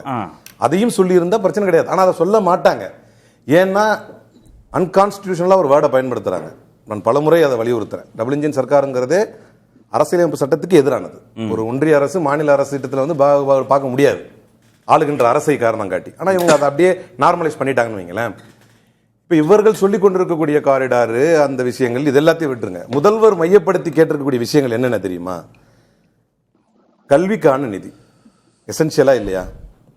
ஜல்ஜீவன் திட்டம் வந்தா மட்டும்தான் ரூரல் ஏரியாஸ்ல கண்டாமினேட்டட் வாட்டர் இல்லாம பியூர் வாட்டர், அடிக்குவேட் வாட்டர், போதுமான தண்ணீர், சுத்தமான தண்ணீர் கிராமப்புறங்களில் கிடைப்பதை உறுதி செய்யக்கூடிய திட்டம். அப்ப எந்தெந்த திட்டங்களை பற்றி முதல்வர் ட்வீட்டா போட்டாரோ பேசியிருந்தாரோ அவைகள் எல்லாம் அத்தியாவசியமான திட்டங்கள். அதுதான் முதல்ல புரிஞ்சுக்கணும். அப்ப இந்த அத்தியாவசியமான திட்டங்களை கூட நாங்கள் அறிவிக்க மாட்டோம் என்பது ஒரு ஆணவ போக்கு. ஏன் அப்படின்னா, ஜல்ஜீவன் திட்டத்தை நீங்க இன் ஜெனரல் எடுத்துக்கிட்டீங்க அப்படின்னா, இந்த முறை ரிவைஸ்டில் கட்டாயம் இருக்கிறது 50,000 கோடி. ஏற்கனவே இருந்த பட்ஜெட்டை விட இந்த முறை குறைந்திருப்பது 50,000 கோடி. அந்த கணக்கிலேயே இது ஒரு ஃபெயிலியர் பட்ஜெட். இந்த ஆட்சி ஒரு ஃபெயிலியர், அதனுடைய பட்ஜெட்ஸ் ஒரு ஃபெயிலியர். அதே மாதிரி நீங்க முக்கியமாக கவனிச்சீங்கன்னா, இப்ப இந்த ரெண்டு விஷயங்கள், கல்விக்காக அவர் சொல்லி இருப்பதும் ஜல்ஜீவன் திட்டத்தை பற்றி பேசியிருப்பதை பற்றி நம்ம பார்த்தோம். அதுலேயும் இன்னொரு முக்கியமான செய்தி என்ன அப்படின்னா, இந்த மாநில அரசுகளுக்கு மத்தியில் பாகுபாடு பார்க்கறது இல்லை அப்படின்னு சொன்னாங்க. பீகார் ரொம்ப கஷ்டப்படுற மாநிலம் அப்படின்னு சொல்றாங்க. அப்ப ஒவ்வொரு மாநிலங்களுக்கு திட்டத்தை தரும் பொழுது பீகார் நீ அதான் சொன்ன டபுள் இன்ஜின் சர்க்கார்னா இவங்க பண்ணுவாங்க அப்படின்னு. பீகாருக்கான திட்டத்தில் ஒரு மக்கனா போர்டு அப்படின்னு அந்த நட்ஸை உருவாக்குற அந்த போர்டு, அது ஒரு உணவு திட்டத்தை உருவாக்கக்கூடிய மொத்த அம்சத்தையே பீகார் அதனுடைய தலைமையகத்தை உருவாக்குற மாதிரி கொடுத்தாங்க. இந்த மாதிரி எதையாவது ஒரு ஸ்பெஷல் திட்டத்தை தமிழ்நாடு தரலாம் இல்லையா? அப்ப நாங்கள் எங்களுடைய மாநிலத்தில் எங்களுடைய ஆட்சி டபுள் இன்ஜின் சர்க்கார் இருந்தால் மட்டும்தான் தருவோம் என்பதை மீண்டும் ஒரு முறை ஆணவ போக்கு அதை சொல்கிறார்கள் அப்படின்னு சொல்ல வரல. நீங்க இந்த ஆணவ போக்குங்கிறத பலமுறை பயன்படுத்துறீங்க. டபுள் இன்ஜின் சர்க்கார் வந்தா இன்னும் நல்லா பண்ணுவோம் அப்படின்னு அவங்க சொல்றத, அந்த துணிய, இது எலெக்ஷன் வருஷம், அதிமுகவோடு அவங்க கூட்டணி வச்சிருக்கிறாங்க, இங்க அவங்க அரசியல் பண்ணணும்னு விரும்புறாங்க, பாஜக வளரணும்னு நினைக்கிறாங்க, ஆட்சி பொறுப்புக்கு வரணும்னு விருப்பப்படுறாங்க. அவங்க முற்றிலுமாக தமிழ்நாட்டை நிதி அளவில் புறக்கணித்து இந்த மக்கள்கிட்ட எதிர்க்கட்சிகள் கொண்டு போய் சேர்க்கக்கூடிய இந்த வாதங்களை அவங்க அதிகப்படுத்தி அதன் மூலமாக தங்கள் கட்சியின் வளர்ச்சியை அவங்க மட்டுப்படுத்திக்கவோ, கூட்டணிக்கு பலவீனத்தை ஏற்படுத்திக்கவோ எலெக்ஷன் இயர்ல விரும்புவாங்களா? லாஜிக்கா யோசிச்சு நான் ரெண்டு விஷயமா இதை சொல்ல விரும்புறேன். நீங்க உங்களுக்கு எஸ்எஸ்ஏ நிதி வேணும் அப்படின்னு சொன்னா, இந்த புதிய தேசிய கல்விக் கொள்கை ஏற்றுக்கொண்டால் தான் நிதி அப்படின்னு யாராவது ஒருத்தர் தமிழ்நாட்டில் காலூன்ற விரும்புவர்கள் பேசுவாங்களா? இது ஒரு பதில். ரெண்டாவது பதில், மம்தா பானர்ஜி அதை அழகா சொல்லியிருக்கிறாங்க. மம்தா, ஏன்னா அவங்களுக்கும் ஒன்றும் இல்லை, மம்தா பானர்ஜி அதை அவங்களுடைய ட்வீட்ல ரொம்ப அழகா சொல்லியிருக்கிறாங்க. அவங்களுடைய 85 நிமிட ஸ்பீச் என்ன காட்டுது அப்படின்னா, they will lose Bengal lock stock and barrel. ஏன்னா அவங்களுக்கு தெளிவா தெரியும். இப்ப நான் அதை தான் சொல்ல வர்றேன், இன்னும் எத்தனை ஆண்டு கால் வேணுமாலும் வதைப்பாங்க தமிழ்நாட்டை. எப்ப அப்படின்னா, ஏன்னா இதை நான் தான் கேட்கறேன்ல, என்னுடைய கேள்விக்கான பதில் என்ன, டபுள் என்ஜின் சர்க்கார் இருந்தா மட்டும் தான் தருவோம் ஒரு அன்கான்ஸ்டிடியூஷனலா அதை பண்றாங்க. நான் ஏன் சொல்றேன்னா, எப்படி இருந்தாலும் சித்தாந்த ரீதியாக பேசி புரிய வைத்து இந்த தமிழ் மண்ணை ஆள முடியாது என்று அவர்களுக்கு தெரியும். அப்ப they have selected another way. அது என்ன அப்படின்னு சொன்னா, இந்த மண்ணை தண்டித்து இந்த மண்ணின் மக்களை மிகப்பெரிய அளவில் நோவினைக்கு உள்ளாக்கி ஒரு 2 ஆப்ஷன் கொடுத்துருவாங்க. இதுவே எடப்பாடி பழனிசாமி இருந்திருந்தாருன்னு சொன்னா இங்க எல்லாமே கிடைச்சிருக்கும். அதை தான் நான் சொன்னேன். இப்ப இல்ல, அதை எப்ப பேசுவார் அப்படின்னா, இப்ப எல்லாரும் அதை சொல்றாங்க பாருங்க, அது ஒரு ராஜதந்திரமா செய்யணும், அதை பேசி வாங்கணும், நாங்க அப்படித்தான் பேசி 11 காலேஜ் வாங்கணும். இதற்கு முதலமைச்சருடைய டோன்ல வேற ஒரு பதில சொல்லிட்டாரு. இல்ல எங்க முரண்படுறாரு திரு எடப்பாடி பழனிசாமி இருந்தா இதெல்லாம் வந்துரும் அப்படின்னு நீங்க சொல்றதனுடைய இன்னொரு வெர்ஷன், அவர் எங்கேயாவது முரண்படுறாரா? நாங்க திரு எடப்பாடி பழனிசாமி திமுகவின் கொள்கைகள்ல இருந்து எங்கேயாவது முரண்படுறாரா? இத வரவேற்கிறாருல, இந்த பட்ஜெட்டை வரவேற்கிறாரு. சொல்றீங்க மும்மொழி திட்டத்தை நாங்க கொண்டு வந்துருவோம், இருமொழி கொள்கை இங்க இருக்காது, புதிய கல்விக் கொள்கையை நாங்க கொண்டு வந்துருவோம் சொன்னா பட்ஜெட்டுக்கு சம்பந்தம் இல்லாத பேசுறாருங்கறாங்க. இந்தி திணிப்பை நாங்க ஏத்துக்குவோம் இப்படி சொன்னா எங்கேயாவது சொல்றாரு. அது மட்டுமல்லையே, பாஜகவுடைய ஃபார்முலாஸ் வந்துச்சு, எடப்பாடி பழனிசாமி என்ன நிலைப்பாடு எடுத்தாரு? சிஏஏ வந்துச்சு, எடப்பாடி பழனிசாமி என்ன நிலைப்பாடு எடுத்தாரு? உதயமின் திட்டம் வந்தது, எடப்பாடி பழனிசாமி என்ன நிலைப்பாடு எடுத்தாரு? எங்க முரண்படுறாருன்ற கேள்வியே எனக்கு நியாயமா படலையே. வெறும் இது மட்டுமே கிடையாது, வெறும் இந்த கல்வி விஷயங்கள் இது மட்டும் கிடையாது. ஒன்றிய அரசோடு நமக்கு இருக்கக்கூடிய பிரச்சனை என்ன? சரி, முரண்படல. அப்ப எஸ்எஸ்சி நிதியை விடுவிக்கும்படி எடப்பாடி பழனிசாமி அறிக்கை கொடுக்க சொல்லுங்க, முதலமைச்சரோடு சேர்ந்து ஒரே டோன்ல பேச சொல்லுங்க. ஒரு சின்ன கருத்து, அதாவது டபுள் இன்ஜின் சர்க்கார்னா ஏதோ இவங்க நினைக்கிற மாதிரி பிஜேபியும் மாநில கட்சியும் சேர்ந்து இயங்குவது டபுள் இன்ஜின் சர்க்கார்ல. மத்தியில் இருக்கக்கூடிய ஆட்சி எப்படினாலும் மத்தியில் இந்தியனுடைய அரசியலமைப்பு சட்டம் தான், மத்தியில் ஒரு ஆட்சி இருக்கும், மாநிலத்தில் ஒரு ஆட்சி இருக்கும். இந்த 2 ஆட்சிகளுக்கு இடையே சண்டைகள் இல்லாம சுமூகமா ஆக்கப்பூர்வமான நடவடிக்கை எடுத்து செயல்படுவதுதான் டபுள் இன்ஜின் சர்க்கார்.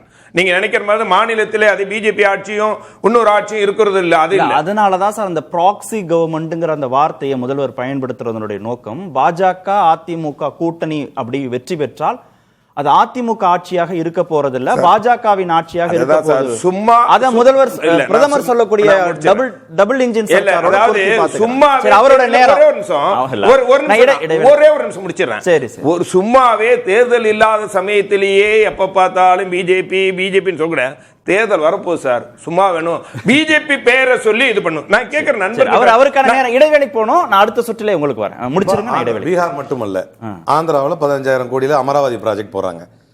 தமிழ்நாட்டுக்கு அடிப்படை தேவைக்கான ப்ராஜெக்டை தரலங்கிறது ரொம்ப சேனான கொஸ்டின் சார், ரொம்ப இலகுவான கேள்வி. அதே மாதிரி போலவரம் இரிகேஷன் ப்ராஜெக்ட் ஆந்திராக்கு கிளியர் பண்ணி தர்றாங்க, அதுக்கான ஃபைனான்ஸ் தர்றாங்க. எங்களுடைய போலவரம் இரிகேஷன் ப்ராஜெக்ட்டுக்கு தரீங்களே, எங்களுக்கு ஜல்ஜீவன்ல 3112 கோடி மிச்சம் இருக்குது, அதை தாங்கன்னு கேட்கறது ரொம்ப அடிப்படையான கேள்வி. அப்ப நீங்க கேட்ட அந்த கேள்வியில கரெக்டா முடிக்கணும்னு நினைக்கிறேன். எந்த இடத்தில் முரண்படுகிறார் என்றால், மாநிலத்தின் முதல்வர் இந்த மாநிலத்தின் உரிமைகளுக்காக 10,000 கோடி நீங்க தந்தா கூட வேணாம், அதற்காக தமிழ்நாட்டு மண்ணின் உரிமையை நான் அடகு வைத்து விட மாட்டேன் என்று சவால் விடும் பொழுது அதே குரலில் தான் எடப்பாடி பழனிசாமியும் ஒலிக்கிறார் என்று சொல்ல மறுக்கும் இடத்தில் முரண்படுகிறார். திரு ராஜகோபால், ஒன்று பாஜக ஆளக்கூடிய மாநிலங்களுக்கு அதிக நிதி தருவது, இல்லைன்னா டபுள் என்ஜின் சர்க்கார் மூலமாக மத்தியில் பாஜக, மாநிலத்தில் பாஜக கூட்டணி அரசு அமைந்திருந்தால் அங்க நிதி தருவது அப்படிங்கிறது இரண்டுமே அரசமைப்பு சட்டத்திற்கு எதிரானது அப்படின்னு புகாரி சொல்றாரு. அது இந்த விவாதத்தில் நான் என்ன பார்க்குறேன் அப்படின்னா, ஒரு அடிப்படை புரிதலே இல்லாமல் பேசினா ஒரு பட்ஜெட்டை பற்றி பேச முடியாது. பட்ஜெட்டில் எப்போவுமே மொத்தமாக ஒரு திட்டத்துக்கு நாடு அளவில் எவ்வளோ கொடுக்குறோம், எந்த திட்டங்களுக்கு நாங்கள் ஊக்குவிக்க போகிறோம், எந்தெந்த ப்ராஜெக்ட்ஸுக்கு நாங்கள் பணம் கொடுக்க போகிறோம், இப்படி தான் பேசுவாங்க. எந்தெந்த மாநிலத்துக்கு எவ்வளோ பணம் கொடுக்க போகிறோம், எந்த திட்டத்தின் கீழே கொடுக்க போகிறோம், அதுவும் ஏற்கனவே தொடங்கப்பட்ட திட்டத்தை பற்றிலாம் சொல்லவே மாட்டாங்க. ஆகவே அதுக்கு இந்த பட்ஜெட்டில் சரியில்லைன்னு சொல்கிறது முற்றிலும் தவறான கருத்து. முதல்ல அதை அவங்க புரிஞ்சுக்கணும். ரெண்டாவது, நமக்கு தமிழ்நாட்டுக்கு கொடுக்கலன்றது கிடையாது. தமிழ்நாட்டுக்கு நிச்சயமாக கொடுக்கப்படும். கோரிக்கை சரியான முறையில் வைக்கப்பட்டு அந்தந்த அமைச்சகத்துக்கு அனுப்பப்பட வேண்டும். நிதி அமைச்சகம் இது பற்றி பார்க்காது. நீங்கள் தண்ணீரை பற்றி பேசணும் அப்படின்னா ஜல்ஜீவன் மிஷன், அதுக்குன்னு ஒரு தனி அமைச்சகம் இருக்குது. அந்த அமைச்சகத்துக்கு உங்கள் கோரிக்கையை சரியாக வைக்கணும். இல்லை நீங்கள் எஜுகேஷன் பற்றி, கல்வியை பற்றி பேசுனீங்கன்னா அந்த கல்வி திட்டத்தில் உங்களுக்கு அவங்களுடைய கோட்பாடுகளின் அடிப்படையில் நீங்கள் சரியாக அதில் பொருந்துறீங்களான்னு பார்க்கணும். அதை பொருந்துனீங்கன்னா அந்தந்த அமைச்சகம் கொடுக்க வேண்டியது. இதில் அந்த அமைச்சகத்துடைய கோட்பாடுகளை நீங்கள் பூர்த்தி செய்யாமல் கொடுக்கலன்னு சொன்னீங்கன்னா உங்களுடைய நிர்வாக திறமை இல்லைன்னு தான் அர்த்தம். இப்போது திரு எம்ஜிஆர் அவர்கள் முதலமைச்சராக இருந்தார். அவர் நடத்துறது உண்மையான டபுள் என்ஜின் சர்க்கார். பிரதம மந்திரி சொல்கிற டபுள் என்ஜின் சர்க்காருக்கு ஒரு எடுத்துக்காட்டு வேணும்னா திரு எம்ஜிஆருடைய சர்க்காரை சொல்லலாம். இணக்கமாக போகணுங்க. ஒரு ட்ரெயின் இருக்குது, அதுக்கு 2 என்ஜின் கொடுத்தீங்கன்னா ஃபாஸ்ட்டாக போகும். நீங்கள் என்ன பண்ணுறீங்கன்னா அந்த ட்ரெயினுக்கு ஒரு பக்கம் ஒரு என்ஜினை மத்திய அரசை வச்சுட்டு நீங்கள் இன்னொரு பக்கம் பார்த்து இழுக்கிறீங்க. அப்போ எப்படி அந்த ட்ரெயின் நகரும்? அதுதான் இந்த அரசு செய்யுது. ஆகவே தான் இந்த அரசால பெற முடியல, இந்த மாநிலத்தை வளர்ச்சிக்கு கொண்டு போக முடியல. மத்திய அரசோட உதவியோட மக்கள் நல்லா இங்க அவங்க பணிபுரியுறாங்க, அவங்க முனைப்போட செயல்படுறதுனால மேல போகுது. திரு கலாநிதிட்ட கேட்டுட்டே வந்துறேன். இன்னொரு பாயிண்ட் இதுல நீங்க சொன்ன ஒரு விஷயத்தை மட்டும் நான் கேட்டு வந்துறேன். திரு கலாநிதி, எந்தெந்த துறைக்கிட்ட எந்தெந்த திட்டங்கள் குறித்த போதுமான தரவுகள் விவரங்கள் கொடுக்கப்பட்டால் அதில் அந்த துறை திருப்தி அடைந்தால் நிதியமைச்சகத்துக்கு பரிந்துரை செய்யப்பட்டு சரியான நிதி பங்கீடு கிடைக்கும் மாநில அரசுக்கு. மாநில அரசுடைய நிர்வாக திறமையின்மையை மத்திய அரசு மீது நீங்க திருப்புறீங்கிறதான் குற்றச்சாட்டு. இது அவர் சொன்னாரு, உங்களுக்கு வளர்ச்சி தமிழ்நாடு வளர்ச்சி இல்லை அப்படின்னு சொல்றாரு. அதாவது ஒன்றிய அரசாங்கத்தின் தரவுப்படியே இந்தியாவிலேயே அதிகப்படியான வளர்ச்சி இருக்கும் மாநிலம் தமிழ்நாடு. 11.19% ஜிடிபி growth அப்படின்றது அவங்களே சொல்லியிருக்காங்க. சோ இது அவர் ஏதோ தமிழ்நாடு ஏதோ நாங்க பிஜேபி எதிர்க்கிறதுனால வளர்ச்சி இல்லாம நாங்க அப்படியே பின்தங்கிட்டு இருக்கிற மாதிரி சொல்றாரு. அது ஒரு தவறான கருத்து. அதே போல இன்னொன்னு 1,40,40,000 கோடி இப்போ மாநிலங்களுக்கு ஒதுக்கி இருக்காங்கன்னு சொல்றாரு இல்லையா? இது பிஜேபி கொடுத்துருக்காங்களோ இல்ல அரசாங்கம் கொடுத்துருக்கோம் அப்படின்றது கிடையாது.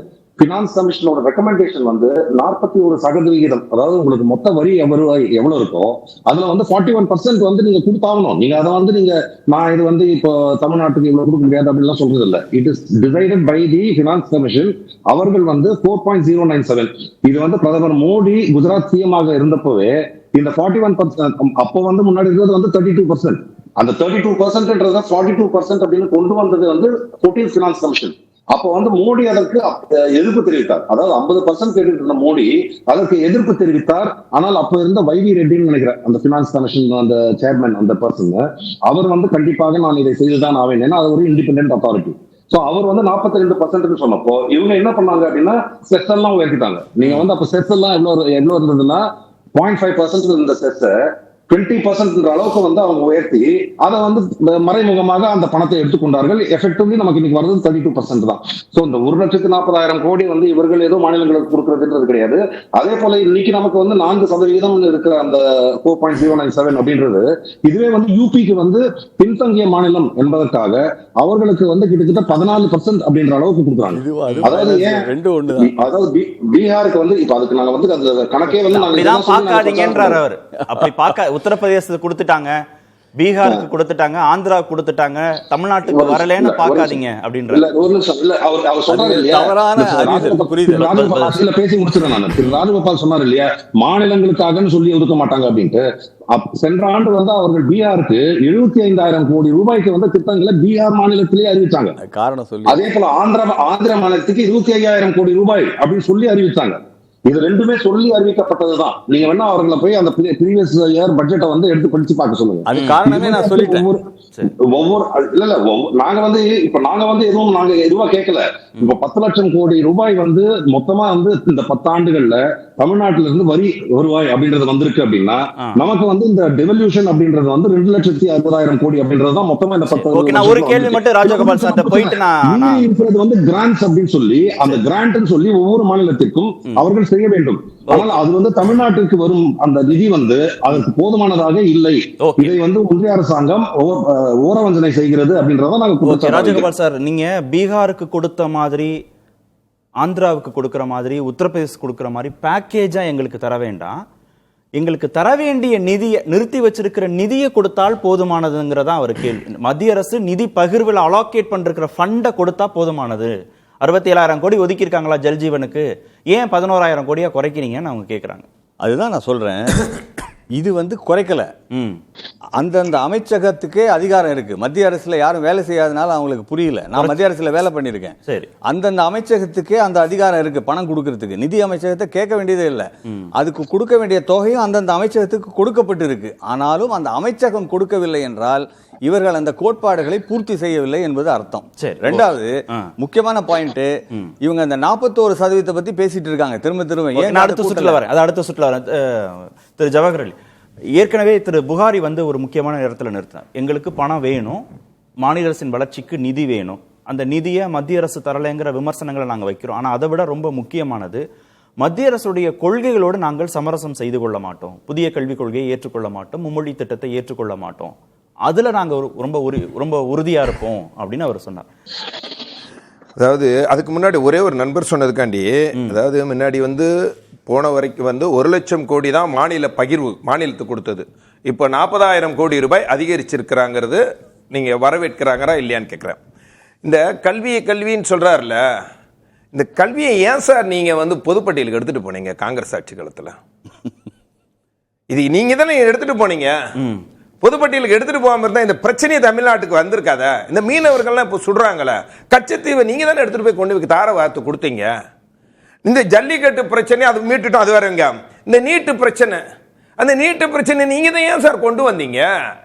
நீங்க எல்லா தவறு தமிழ்நாட்டுக்கு எதிரான இலங்கை தமிழர்களா இருக்காங்களா, 1.5 லட்சம் இலங்கை தமிழர்களை கொன்று குவித்து அவர்களை எல்லாம் பண்ணிட்டு இன்னைக்கு தாங்க ஒரு பெரிய புனிதர் மகளை நாங்க எல்லாம் ஏன் கல்வி நிதியை கொடுக்கல எல்லாம் நீங்க கொண்டுன்னு சொன்னப்பெல்லாம் இந்த சமஸ்கிருதம் பல்கலைக்கழகம் இவங்க நிதி ஒதுக்கிட்டாங்க. ஆனா அதிகமான சமஸ்கிருத பல்கலைக்கழகம் யார் உருவாக்குனதுன்னா காங்கிரஸ் தான் உருவாக்குனாங்க. இந்தியாவுக்குள்ள சமஸ்கிருத பல்கலைக்கழகத்தை உருவாக்குனதே காங்கிரஸ் தான். இப்போ ஏன் நிதியை ஒதுக்குனீங்க? அதாவது அரசியல் செய்யலாம், அதுக்காக இப்போ இவங்க தேர்தலுக்காக பல்வேறு அரசியல் செய்ய. நான் சொல்லி முடிச்சிடறேன். தமிழ்நாட்டில் இன்றைக்கு தமிழ்நாட்டினுடைய நிதி நிலை எப்படி இருக்கு நாம கேட்க முடியல. நீங்க 4.5 லட்சம் கோடி கடனை வச்சுட்டு போனல, 10 லட்சம் கோடி கடனை ஏன் உயர்த்திருக்கீங்க? பினான்ஸ் மினிஸ்டர் சிறந்த பினான்ஸ் மினிஸ்டர் சொல்லி தான் பிடிஆர் போட்டீங்க. ஏன் அந்த பிடிஆரை மாத்துனீங்க? அவர் ஏதாவது உங்களை பத்தி தப்பா சொல்லிட்டாரா? அது இல்லாம இந்த பொருளாதார குழுக்கள்லாம் போட்டீங்களே, அந்த பொருளாதார குழுக்கள்லாம் இப்ப என்ன பண்ணிருக்காங்க? இந்த கடன் சுமை குறைக்க என்ன பண்ணிருக்காங்க? அதுக்காக நீங்க செலவழிக்க தொகை என்ன? இப்ப ஒட்டுமொத்தமா பார்த்தா தமிழ்நாட்டில் இருக்கக்கூடிய நிர்வாக திறமை இல்லாதனால நாங்க 39 பாராளுமன்ற உறுப்பினர்களை பாராளுமன்றத்துக்கு அனுப்பியிருக்கோம். யாரு? தமிழ்நாட்டு மக்கள். அங்க போய் என்ன பண்ணணும்? பிரதமர் கிட்ட நேரடியா சேர்ந்து போய் பேசி இந்த திட்டங்கள் வேணும் அப்படின்னு சொல்றதை விட்டுட்டு நீங்க எதுக்கு எடுத்தாலும் இங்கே வாய்ச்சோட பிரதமரா அப்படி பேசிக்கிட்டு இருந்தா சார், நானே உங்க கூட சண்டை போட்டா நீங்களே கூட மாட்டீங்க சார். அதனால நீங்க எதுக்கு எடுத்தாலும் சண்டை போட்டா மத்திய அரசாங்கத்துக்கு சார் 8 வழிச்சாலை இருந்த சார், சிறந்த சாலை சார். 2 சுற்றிலையும் போதுமான நேரம் கொடுத்திருக்கேன். அவர்ட்ட விளக்கம் அந்த திட்டத்தை அப்ப ஏத்தீங்க. இப்போ நீங்க உங்களுடைய நோக்கம் என்னடா? இணக்கமா போகல, மத்திய அரசோட இணக்கமா போகாதனால திறமையோட இணக்கமாக போகணும். அதுக்கான உரிமையில விட்டு நீங்க கடந்த கால காங்கிரஸ் எல்லாம் உரிமையை விட்டு கொடுத்தீங்க. இடைவேளை இது உரிமைகள் விட்டு கொடுக்க பிரச்சனைகள் இல்ல, இணக்கமா போய் பெற வேண்டியது பெருங்க. திரு புகாரி, மாநில அரசுடைய நிர்வாக திறமையின்மை, இன்னொன்று இணக்கமான போக்கு இல்லாமல், இது ரெண்டும் தான் நிதியை மத்திய அரசிடமிருந்து பெற முடியாததற்கான பிரத்யேகமான காரணங்கள் தான் பேசப்பட்டது. ஒன்றிய அரசு என்னமோ சக்சஸ்ஃபுல்லா இந்த நாட்டை நடத்தி பக்காவா நிதி ஆதாரங்களை சூப்பரா வச்சிருக்கிற மாதிரியும், அதுக்கப்புறம் தான் எங்களுக்கு தராத மாதிரியும் பேசுறாரு சார். அதை ஃபர்ஸ்ட் நான் சொல்லிக்கிட்டு அதை முதல்ல பேசிக்கிட்டு, இந்த பட்ஜெட் போடக்கூடிய ஒன்றிய அரசினுடைய நிதி நிர்வாகமே ஒரு ஃபெயிலியர் அப்படிங்கிறத பதிய வச்சுக்கிட்டு அவர் சொன்ன பாயிண்ட்ல இருந்து வர்றேன். அவர் சொன்னாரு, எம்பி சார் பேசுறப்ப பாயிண்ட் பேசுங்கன்னா தேவையில்லாம பட்ஜெட்டுக்கு மீறி பேசுறாரு. இவர் என்ன பேசினாரு? நீங்க ஏன் பணிஞ்சு போறீங்க, ஏன் இந்த மாநில அரசுக்கு ஓரவஞ்சனை செய்து ஒன்றிய அரசுன்னு கேட்டா, கல்வி ஏன் பொதுப்பட்டியலுக்கு போச்சு அப்படிங்கிறாரு. கல்வியை பொதுப்பட்டியலுக்கு கொண்டு வந்தா யூனிவர்சிட்டியை ரெகுலேட் பண்ண முடியும்னு காங்கிரஸ் நினைச்சது, கொடுத்தோம். ஒரே ஸ்டேட்ல ஃபோக்கஸ் பண்ண வேணாம், ஒரு டிஸ்ட்ரிபியூஷன் பெருசா இருக்கட்டுமே நினைச்சோம், கொடுத்தோம். நீங்க ஏன் அதை பயன்படுத்தி கொண்டு ஒரு மாநில அரசை ஓரவஞ்சனை செய்கிறார்களே, அதை எதிர்த்து குரல் கொடுங்கன்னா அதை குரல் கொடுக்காம நீங்க ஏன் பொதுப்பட்டியல் கொண்டு பண்ணிக்கிறாங்க? சரி, 1.5 லட்சம் தமிழர்களை நிரம்ப புடைக்க பேசுறாங்க. எப்ப பார்த்தாலும் அதிமுக காரங்க. அப்பாவி தமிழர்கள் இருக்கக்கூடிய கேம்ப்ஸ் இங்க இருக்காங்களே, அகதிகள் முகாம், அதை பார்த்து பிரீடிங் கிரவுண்ட்ஸ் ஆஃப் டெரரிசம் என்று சொன்னவர் ஜெயலலிதா. அந்த அப்பாவிகளின் மீது தீவிரவாத முத்திரையை குத்தியவர் ஜெயலலிதா. அந்த கட்சியிலிருந்து வந்த அதிமுக காரர்கள் பிரபாகரனை தூக்கிட்டு இங்க தூக்கல போடணும் என்று சொன்னவர் ஜெயலலிதா. அதனால இவர்கள் எப்பொழுதும் இந்த ஈழத்தமிழர்களை பத்தி பேசவே கூடாது. நியாயமா பார்த்தா அந்த அப்பாவி தமிழர்களை பத்தி கொண்டு வச்சாங்க, இந்த பாயிண்ட்டுக்கு வரக்கூடாது. லாஸ்ட் பட் நாட் லீஸ்ட், ஒன்றிய அரசினுடைய டோட்டல் எக்ஸ்பெண்டிச்சருடைய லாஸ்ட் இயர் பிளான் எவ்வளவு? 50.65 lakh crores. இன்னைக்கு அதோட ரிவைஸ்ட் என்னது? 49.6 lakh crores. இதுக்கு இருக்கக்கூடிய கட்டு எவ்வளவு? 1,503 கோடி கட்டு. Is it not a failure budget? அப்ப what is the percentage? Capital expenditure நீங்க சொல்லுங்க. சும்மா என்ன சிரிச்சிட்டு இருக்காரு இவரு. What is the இவருக்கு என்ன முதல்ல, அதாவது 2%. அவர் பேசுறாரு, ஒரு முதல்ல பேசுற விதமே தப்பு. முதல்ல 2%. நான் வந்து மத்திய அரசாங்கத்தை நீங்க- வேலை நீங்க செஞ்சேன். பேசுறது எனக்கு மட்டும் எல்லாம் ரொம்ப தெரியும். சரியாங்க. நீங்க பேசும்போது குறுக்க வந்தா 41 நீங்க பேசும்போது குறுக்க வந்தா நம்ம நிறைவு செய்யணும். சரி. கேபிட்டல் எக்ஸ்பெண்டிச்சர் உடைய பிளான்ட் பட்ஜெட் எவ்வளோ? 11.21 lakh crores. இப்ப இருக்கக்கூடிய ரிவைஸ் பட்ஜெட் எவ்வளோ? 11 lakh crores. பேலன்ஸ் எவ்வளோ? 1,44,376 crores வந்து கட்டு. Is it not a failure budget? இது கரெக்டா நிதி நிர்வாகம் சரியா நடத்தக்கூடிய அரசு, தன்னிடத்துல போதுமான நிதியை வைத்துக் கொண்டிருக்கக்கூடிய அரசு போடக்கூடிய பட்ஜெட் தானா இது? அதனால தான் நான் ஏற்கனவே ஜல் ஜீவன் திட்டத்தை பத்தி சொன்னேன். சரி. ரூரல் டெவலப்மெண்ட்ல 53,000 crores கட்டு, அர்பன் டெவலப்மெண்ட்ல 39,573 crores கட்டு, சோஷியல் வெல்ஃபேர்ல 9,999 crores கட்டு, அக்ரிகல்ச்சர்ல 6,985 crore கட்டு, ஹெல்த்ல 3,686 crore கட்டு, நார்த் ஈஸ்ட் ரீஜியன்ஸ்க்கு ஒதுக்கக்கூடிய நிதியில 1,436 கோடி கட்டு. இப்படி ஏற்கனவே சொன்ன பிளான்ட் பட்ஜெட்ல இருந்து ரிவைஸ்டு பட்ஜெட்டுக்கான வித்தியாசத்துக்கு என்ன பேர் சொல்வாரு? அதுக்கான அர்த்தம் என்னன்னு சொல்ல சொல்லுங்க சார்.